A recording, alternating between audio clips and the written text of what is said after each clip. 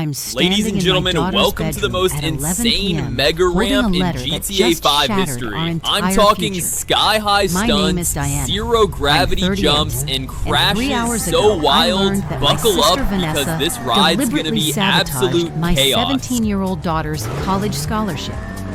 Not by accident, not through negligence, deliberately. Let me back up. My daughter Sophie has worked her entire high school career for one goal: a full-ride scholarship to MIT. She's brilliant, dedicated, the kind of kid who does extra calculus problems for fun. When the scholarship committee requested a letter of recommendation from a family mentor, Sophie asked Vanessa, who's a software engineer and had been mentoring her for 2 years. Vanessa agreed enthusiastically, said she'd be honored. Sophie trusted her completely. The rejection letter came today.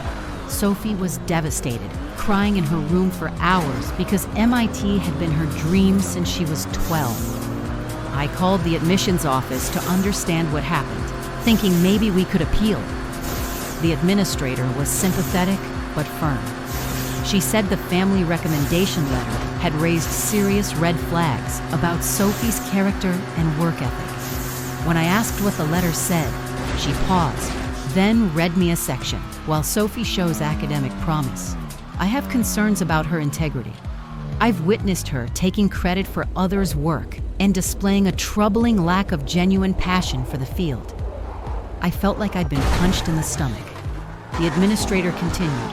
The letter suggested Sophie was pursuing MIT primarily for prestige rather than genuine interest in engineering.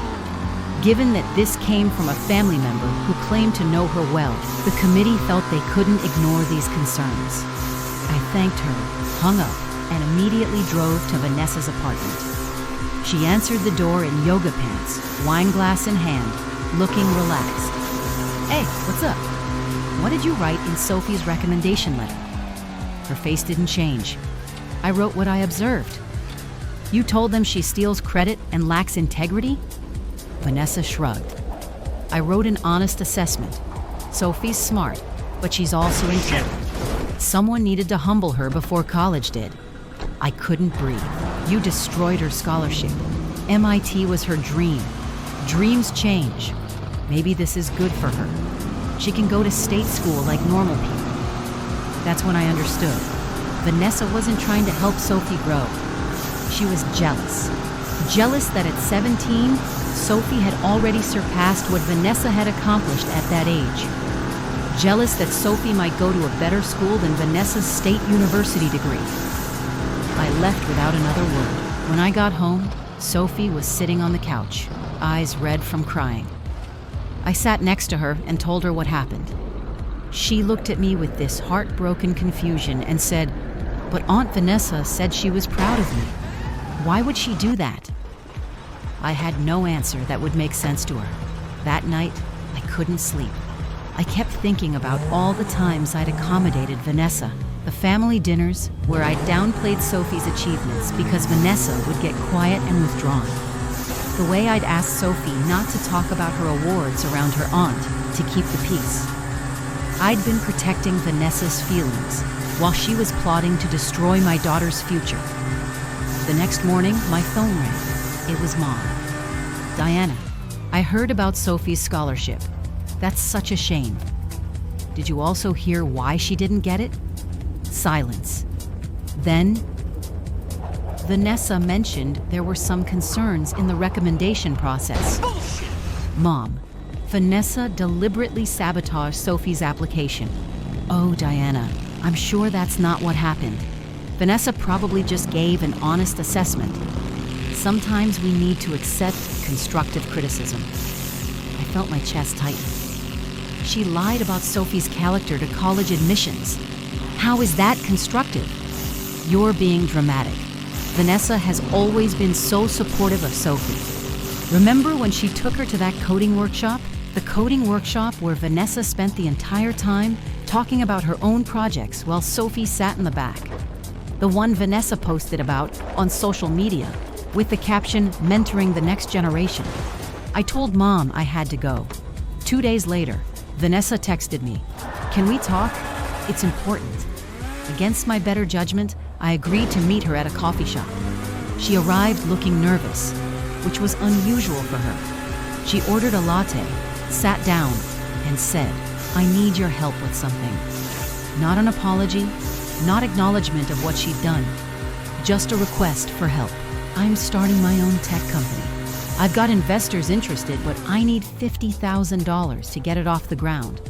You and Mark have been doing well with the business. I thought maybe you could invest." I stared at her in disbelief. "You want me to give you money? It's not giving, it's investing. You'd get equity. This is my dream, Diana. Your dream." I felt something cold settle in my chest. Sophie's dream was MIT. You destroyed that. I didn't destroy anything.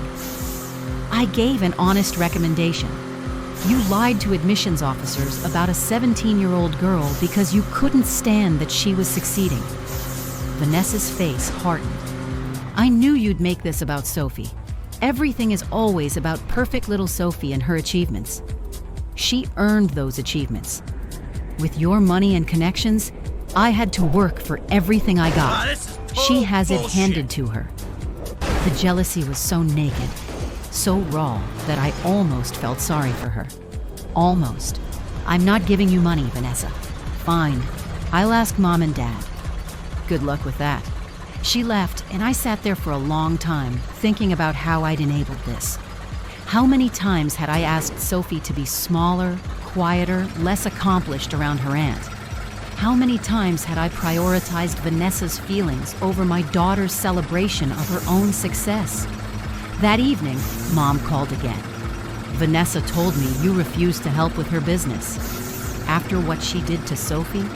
Yes. Diana, family helps family. Your sister is finally pursuing her dreams, and you're letting old grudges get in the way." "Old grudges? Mom, this happened 3 days ago. Sophie will be fine. She can go to a different school, but Vanessa might not get this opportunity again." I felt something break inside me.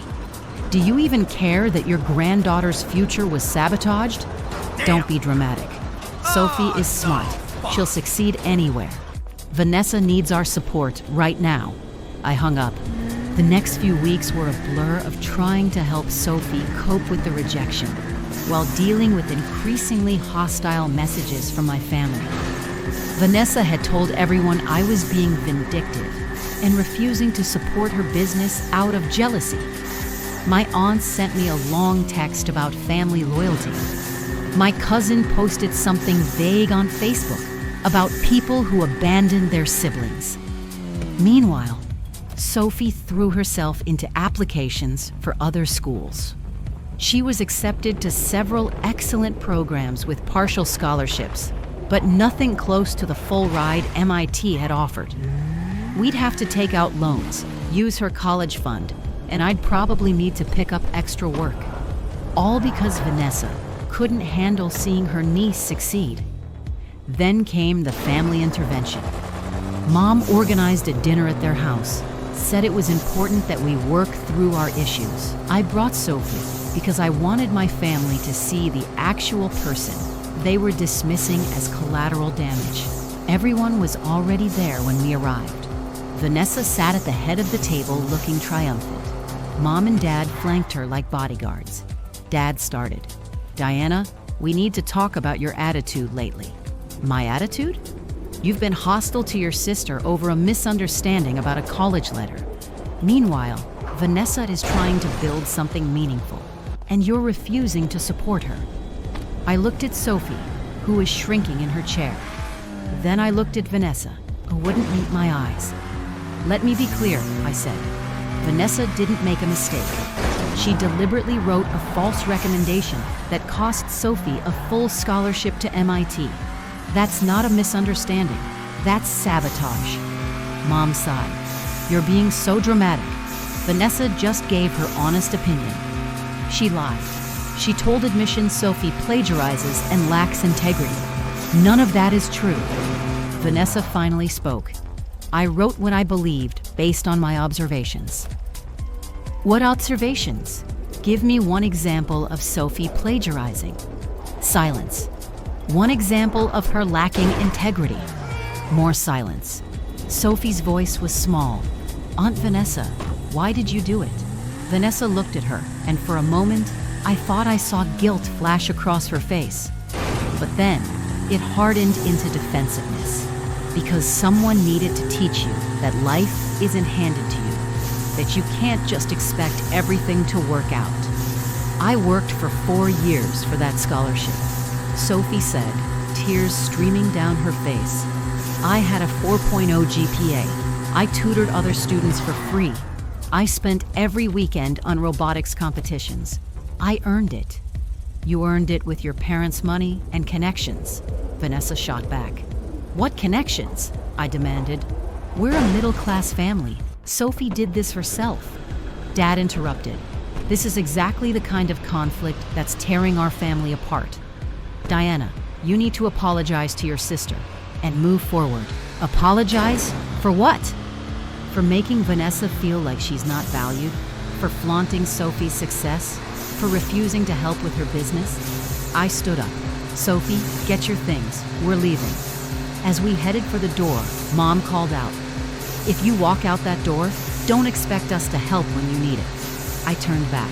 I haven't needed your help in 20 years, but my daughter needed her aunt's honesty and instead got sabotaged. That's what I'll remember. We left.